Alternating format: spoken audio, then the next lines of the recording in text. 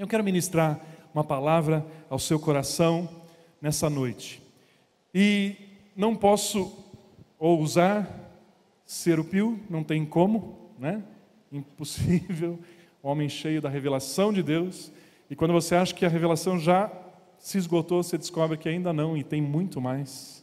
Ele nos avisou hoje aos líderes que uma das ênfases, são várias de grande intensidade que vão acontecer, mas uma das ênfases que vão eclodir, vão explodir ainda mais a nossa igreja será da revelação da palavra de Deus. Ainda tem muito mais.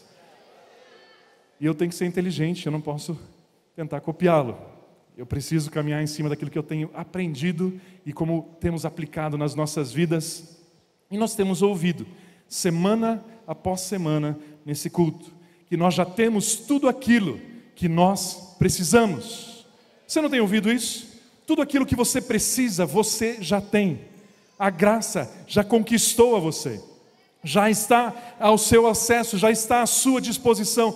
Tudo aquilo que você precisa, você já tem. Você pode chamar a existência, você pode declarar, você pode imaginar, você pode chamar.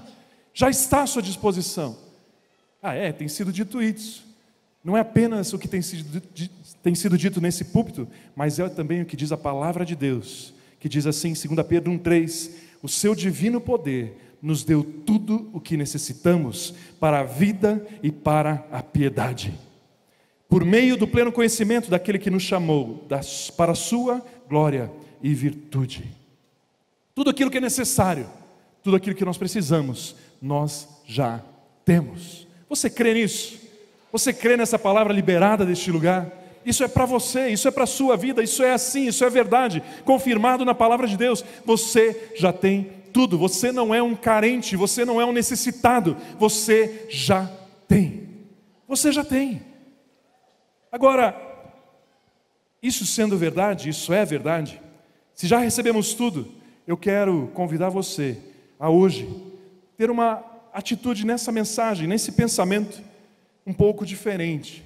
Não uma mentalidade e não um pensamento de quem precisa de uma solução, mas sim de quem entende que é a solução. Se você não precisa mais, se você não é mais um necessitado, se tudo aquilo que você precisa você já tem, então agora você pode alcançar a solução aos outros. Você pode resolver para os outros. Você não precisa mais, você não é mais carente, portanto você tem aquilo que os outros precisam. Em você. Por causa dos seus méritos? Não, por causa da obra de Cristo, mas a obra de Cristo é perfeita, é completa, é plena, e em você está a solução. Eu quero convidar você, nessa noite, a perceber e ter uma atitude diante dessa mensagem, entendendo que nós fomos alcançados para alcançar, nós fomos salvos para salvar, nós fomos impactados para impactar, nós fomos amados para amar. Nós focamos, muitas vezes, as nossas ações, imaginando quais consequências essas ações terão para nós. Não é verdade?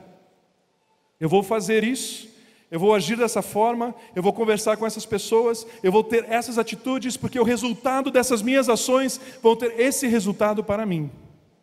Ou eu não vou fazer isso, eu não vou ter essas atitudes, eu não vou dar esses passos, porque esses passos podem trazer uma consequência negativa para mim. Muitas vezes nós pensamos dessa forma.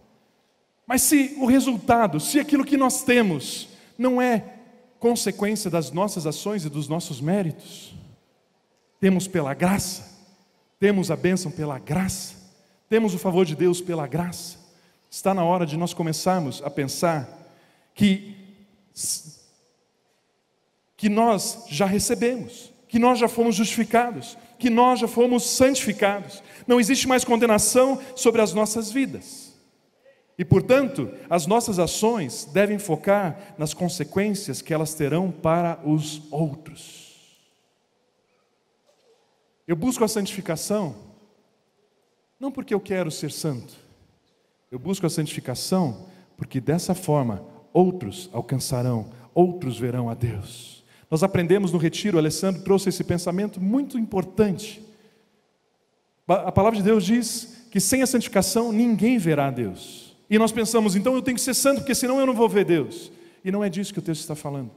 Ele está dizendo que se nós não nos santificarmos, ninguém verá a Deus. Eu busco santificação porque isso fará com que as pessoas vejam a Deus, não que eu veja a Deus.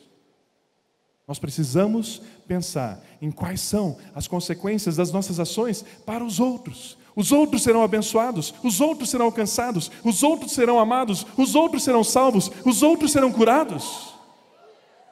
Isso motiva as minhas ações, isso motiva as minhas decisões. Como eu disse, nós falamos nesse retiro sobre amar a Deus e amar as pessoas. As minhas atitudes, como impactam os outros? O desejo de Deus é que nós sejamos expressão do próprio Senhor Jesus, aonde quer que nós estejamos. Esse é o desejo de Deus, que você, aonde você estiver, você seja a expressão de quem é Jesus, que você seja a expressão de Cristo na sua faculdade, no seu trabalho, na sua escola, na sua família, na sua vizinhança, aonde você for, você seja a expressão de Cristo, do próprio Senhor Jesus. Ele deseja isso, Ele quer isso. E nós vamos ler uma história, nós vamos ler um texto. Essa história, esse texto, ele trabalha com três perfis. Três perfis estão nessa história. O primeiro, o próprio Senhor Jesus. O segundo, os seus discípulos. E terceiro, o povo, aqueles que são tocados, aqueles que são abençoados. Normalmente, quando nós lemos uma história assim, a nossa tendência é olhar do ponto de vista dos discípulos. Porque somos discípulos, somos seguidores de Cristo. E tentamos aprender com eles. Mas nessa história, se o desejo de Deus é que nós sejamos a expressão de quem Jesus é, tenhamos as motivações que Jesus tem, eu quero convidar você a gente olhar essa história do ponto de vista de Jesus, das motivações e das ações de Jesus. Eu gostaria de pedir que você abrisse a sua Bíblia no Evangelho de Mateus, no capítulo 17. Nós vamos ler do versículo 14 até o 18. Mateus 17, do 14 ao 18. A palavra de Deus diz assim: Quando chegaram à multidão, aproximou-se de Jesus um homem que, ajoelhando-se, disse a ele: Senhor, tem compaixão do meu filho, porque é epilético e sofre muito, pois muitas vezes cai no fogo e muitas vezes na água. Eu o trouxe aos teus discípulos e não puderam curar. E Jesus respondendo disse: Ó geração incrédula e perversa, até quando estarei convosco? Até quando vos sofrerei? Trazei-mo aqui. Então Jesus repreendeu o demônio, o qual saiu do menino, e desde aquela hora ficou curado. Desde aquele momento ficou curado. Esse é o nosso Senhor. Esse é Jesus, cheio de poder, cheio de autoridade. Eu quero, como eu disse, observar juntamente com vocês as atitudes de Jesus nessa história, nesse cenário. Em primeiro lugar, primeira ação, primeira atitude de Jesus que nós devemos copiar. Em primeiro lugar, Jesus buscou a multidão. Veja novamente ali no versículo 14. Pode projetar de novo, por gentileza. Quando chegaram à multidão, Jesus foi ao encontro da multidão. Jesus foi ao encontro daqueles que precisavam dele. Jesus foi ao encontro dos problemas. Jesus foi ao encontro dos necessitados. Jesus se moveu em direção àqueles que precisavam dele. Jesus não ficou esperando os problemas surgirem. Jesus não ficou aguardando as pessoas carentes virem em sua direção. Não, Jesus foi em direção àqueles que precisavam. Ele sabia que ele era a solução. Não esperava o problema vir até ele, movido pelo amor, intencionalmente buscava aqueles que precisavam dele. Jesus ia até a multidão. Nós tivemos esse retiro e, como falamos, o tema Ame a Deus, ame as pessoas. E começamos ali no sábado à noite com os jovens e ministrando e liberando palavras de amor, presença de amor, ministrando amor, domingo de manhã, domingo à noite, o tempo de comunhão, amor, amor, presença de Deus, presença de Deus. Aí na segunda-feira, Deus tinha nos colocado o desejo e a estratégia de fazer um retiro prático. E nós dissemos o seguinte: jovens, vocês estão cheios do amor de Deus, vocês estão transbordando do amor de Deus. Não dá para conter, não é verdade? É verdade. Então nós vamos fazer uma coisa: nós vamos praticar o amor ao próximo. Depois do almoço, enchemos 8 ônibus, saímos do retiro, viemos para Curitiba e fomos para um baile de carnaval. Não para pular carnaval, nós fomos para um baile de carnaval. Nós fomos aonde estavam as multidões. Nós fomos aonde estavam os necessitados. Nós fomos aonde aqueles que estavam procurando solução para suas vidas estavam. As pessoas iam para aquele baile de carnaval procurando um momento de alegria, um momento de aliviar a tensão, um momento de distrair um pouco, um momento de fugir das suas aflições. As pessoas estavam lá querendo achar alegria. E quando elas iam, caminhando em direção àquele baile, elas encontraram jovens que tinham a solução, que tinham o amor, que tinham a verdadeira alegria, que tinham Jesus. E algumas pessoas se encontraram então esses jovens e foram abordadas, e algumas delas mudaram a direção. Ouvi um testemunho de um rapaz que estava caminhando ali, foi abordado por alguns jovens. Eles começaram a falar do amor de Jesus, começaram a falar que Jesus amava eles, que Jesus tinha a solução para a vida deles. E um desses rapazes falou: olha, eu saí da minha casa para fazer coisa errada. Eu não sei o que ele ia fazer, mas ele sabia que era errado, para nós deve ser bem errado, né? Mas agora que vocês oraram comigo, eu não consigo sair daqui, eu não consigo me movimentar, eu não consigo ir para lá. Até tem algum lugar de mim que quer, mas eu não consigo. O amor de Deus indo aonde está a multidão. Jesus ia aonde estavam os necessitados. É um exemplo a ser seguido. É a ação que nós devemos ter, não simplesmente esperar, mas sim agir, sim ir em direção a eles. Jesus buscou a multidão. Assim como Jesus fez, nós devemos também fazer. Eles precisam da solução. Posso te dizer uma coisa, querido? Você é um solucionador de problemas. E você não está ouvindo isso pela primeira vez, mas saiba, isso é verdade. O Espírito Santo de Deus está em você e capacita você e através de você para resolver problemas. Então, não fique mais bravo, não fique mais chateado quando os problemas vierem até você, porque você foi feito para resolvê-los. Você foi formado para isso, você foi capacitado para isso, você foi ungido para isso, para resolver problemas, para mudar situações, para mudar histórias, para trazer cura, para trazer libertação, para trazer salvação, para trazer esperança. Se os problemas vierem até você, diga a Deus: obrigado. Não são problemas, são oportunidades. Não são problemas, são oportunidades de mostrar o teu nome. Não são problemas, são oportunidades do Senhor ser honrado, do Senhor ser glorificado. Obrigado, Deus, porque eu fui feito para isso, eu nasci para isso, para solucionar problemas, para resolver problemas. Segundo ponto, Jesus não se conformava com a injustiça. Jesus não se conformava com a injustiça. Aquele pai chega para Jesus, fala: Jesus, o meu filho tem sofrido, tem sido jogado no fogo, sido jogado na água, tem se ferido, tem se machucado. Jesus, eu trouxe ele aos seus discípulos, mas eles não puderam curá-lo. Jesus, tem misericórdia dele. E Jesus então, ele tem aquela, parece um rompante, assim, algo, até quando? Até quando? Eu vejo assim a indignação de Jesus com a injustiça. O que é justiça? Sabe o que é justiça? Justiça é vivermos tudo aquilo que Jesus nos concedeu. Se nós não vivemos aquilo que Ele nos deu, aquilo que Ele conquistou para nós, isso não é justo. Se você está vivendo com alguma enfermidade, com alguma dor, isso não é justo. Porque não foi isso que Jesus conquistou para você na cruz. Ele conquistou para você perfeição. vida plena. Ele disse: eu vim para que vocês tenham vida e vida em abundância. Se nós não estamos vivendo vida abundante, nós não estamos vivendo a justiça. Portanto, não tenha medo de dizer: Jesus, eu clamo pela tua justiça, porque não é a justiça humana, é a justiça dele, na obra dele, perfeita, manifesta e materializada na sua vida e através da sua vida.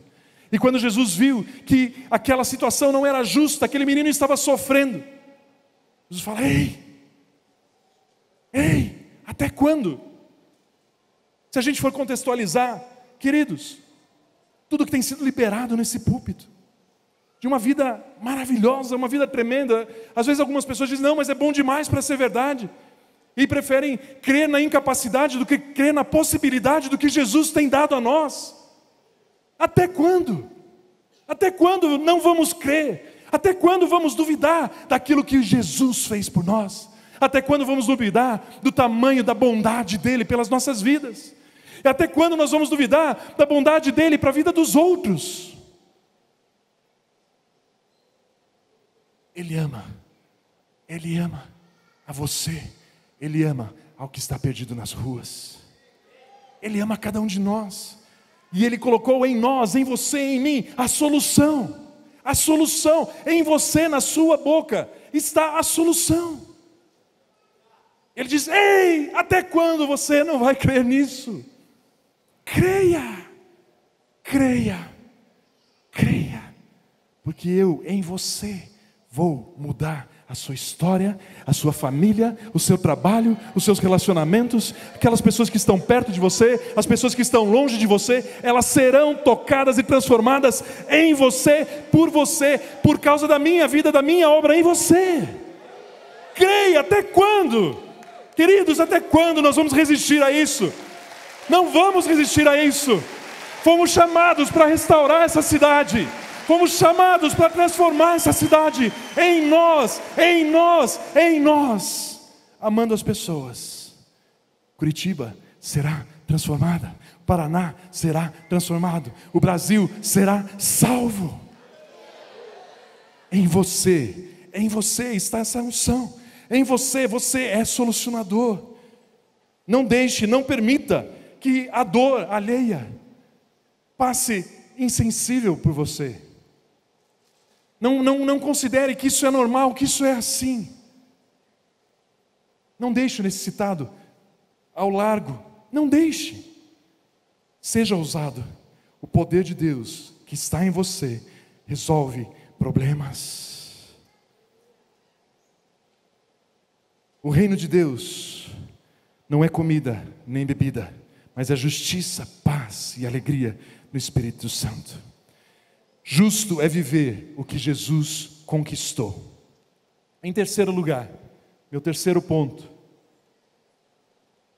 solução permanente. Solução permanente. Olha o que diz o versículo 18. Jesus repreendeu o demônio, e este saiu do menino, que daquele momento em diante ficou curado. Aquele demônio saiu daquele menino para nunca mais voltar. Aquele problema foi solucionado e nunca mais retornou. Nunca mais afligiu aquele menino, nunca mais afligiu aquele pai. A solução que Jesus traz é uma solução definitiva. Seja ousado, o poder de Deus que está em você resolve problemas de forma definitiva. Através de você, por causa da obra de Jesus, muitos terão suas histórias transformadas, suas vidas, suas famílias, suas finanças, sua saúde completamente restauradas. Você crê nisso? Completamente restauradas. Por quê? Por que existe esse poder em nós? Nós estávamos no retiro de agenda e o Pio nos fez um exercício que marcou muito a vida daqueles que estavam lá. E ele nos ensinou a pensar, a meditar, a ver a verdade desse texto. Eu quero pedir autorização dele para replicar aqui, na verdade é uma paráfrase da palavra de Deus. Por que existe essa solução em mim e você? Sabe por quê? Porque o Espírito do Senhor está sobre a sua vida. A sua unção flui livre e abundantemente em cada um de vocês, para curar os enfermos e os doentes, para libertar os cativos e oprimidos por Satanás e seus demônios, e para pregar a palavra com amor, com poder e com graça. É por causa do meu mérito? Não, mas é porque o Espírito do Senhor está na sua vida, está sobre você, e você foi ungido para libertar, para curar e para pregar, e para amar, e para transformar, e trazer vida nova, e mudar histórias. Você foi ungido para transformar histórias. É isso que a palavra de Deus diz a teu respeito. Você foi capacitado, você foi enchido pelo Espírito. Mas Tom, talvez você esteja pensando: o que eu faço com a minha experiência frustrada? Eu estou vendo que você está usando uma história bíblica, e é verdade isso que você está dizendo, é o que está escrito, mas a minha prática, a minha experiência, as minhas frustrações, elas dizem que isso não é verdade, dizem que isso é mentira. Deixa eu te dizer algo, querido, querida. Entre a sua experiência, entre o seu passado e a palavra de Deus, o teu passado, a tua experiência é mentira, e a palavra de Deus é a verdade sempre. Sempre.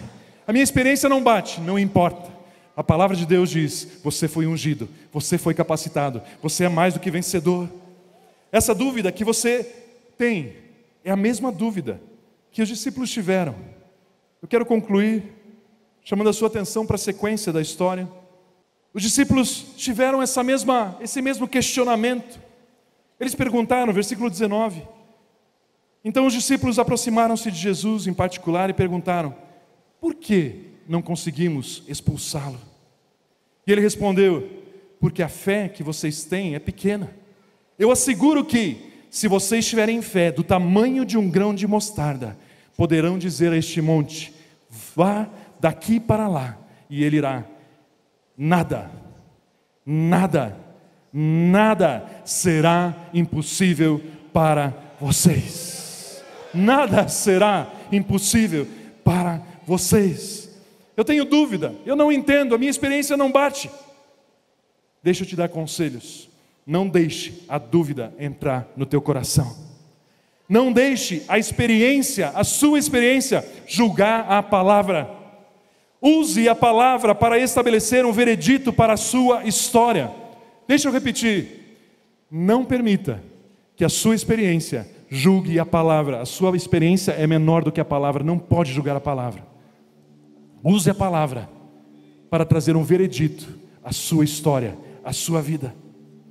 Sabe o que esse veredito diz? Você é mais do que vencedor. Sabe o que esse veredito diz? Sua posição é nos lugares celestiais. Esse veredito diz que você é co-herdeiro com Cristo. Conforme nós lemos agora, esse veredito diz: nada é impossível para você. Nada é impossível para você. Você está nas regiões celestiais. Você está sentado juntamente com Cristo. Toda autoridade, todo poder contra serpentes e escorpiões foi te dada, nada fará dano algum à sua vida. O veredito que a palavra de Deus traz a teu respeito é de vencedor, é de conquistador, é de cabeça e não de cauda, é de vitorioso, é de libertador, é de solucionador. Você foi chamado, não mais para agora ficar vindo e dizer: ah, Deus, eu preciso da sua bênção, ah, Deus, eu preciso de uma solução. Não, a sua atitude diante dele é: Deus, obrigado, porque em ti eu já tenho a solução. E Deus, por amor ao Senhor, eu amo as pessoas e eu serei solução para elas. Nessa saída que tivemos para evangelizar, no dia seguinte, nós tivemos um momento de testemunhos. E um jovem, ele veio compartilhar uma experiência que ele teve durante a abordagem. Ele chegou numa casa, saiu um rapaz. E aí eles se apresentaram. E esse rapaz disse: olha, está vendo aqui no meu tornozelo, essa tornozeleira, eu sou do PCC.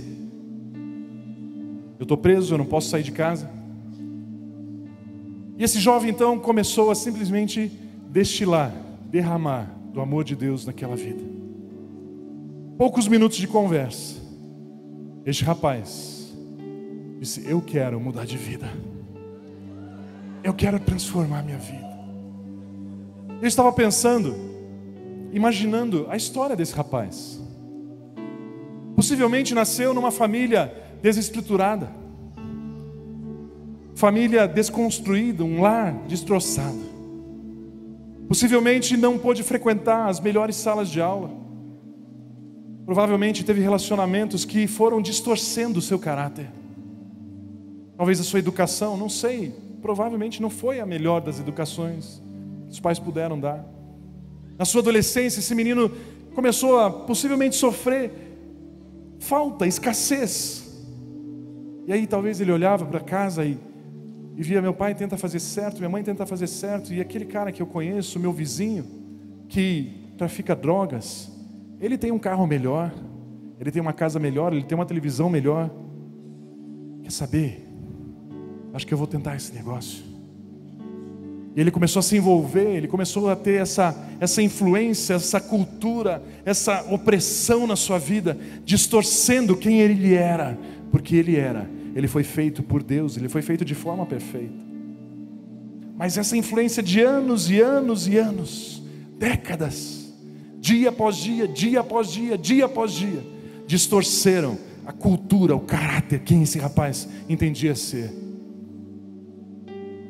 Mas em 10 minutos de conversa, um jovem cheio do Espírito Santo, cheio do amor de Deus, conseguiu penetrar naquela muralha construída em torno da mente daquele rapaz e fazer ruir toda a influência maligna, e fazer aquele rapaz decidir deixar aquela vida de lado, seguir a Jesus Cristo. Em 45 minutos aproximadamente, 400 jovens saíram de Curitiba no meio de um retiro. Em alguns minutos, nos 45 minutos, mais de 600 pessoas entregaram a sua vida para Jesus.